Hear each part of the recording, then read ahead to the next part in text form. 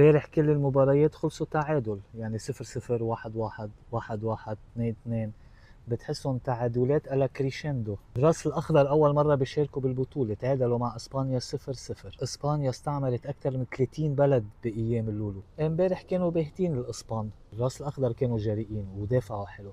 الراس الأخضر دولة أفريقية مستعمرة برتغالية كانوا، وبيطلعوا تقريبا شي نص مليون نسمة، واقتصادهم ماشي على السياحة وعلى المغتربين، والحارس تبعولهم أبدع امبارح لدرجة ضوى راسهم الإسبان امبارح كيف ما قدروا يسجلوا.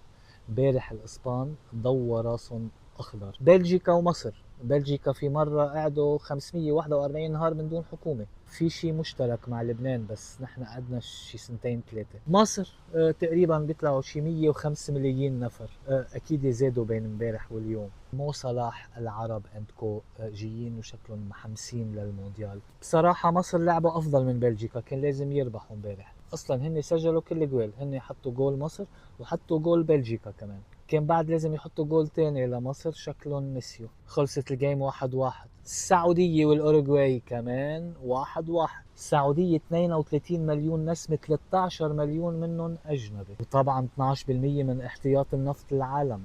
الأوروغواي بتجي ساندويش بين البرازيل والأرجنتين، و3 مليون نسمة ونص، وفي عندهم 15 مليون بقرة.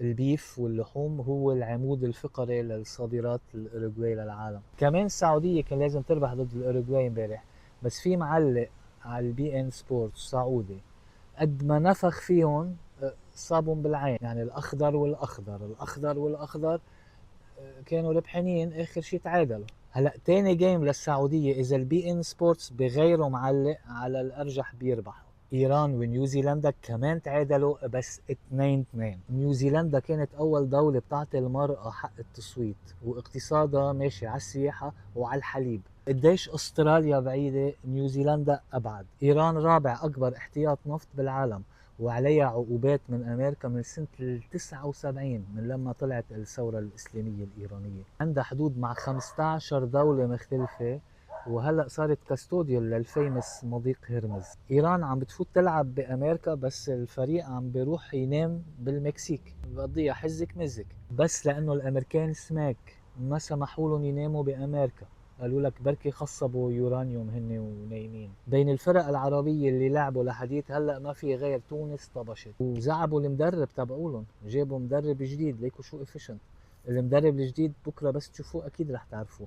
كاس اخت العالم كل يوم بهالوقت بنحكي فوتبول، واخت الفوتبول. يلا اوكي، يلا باي.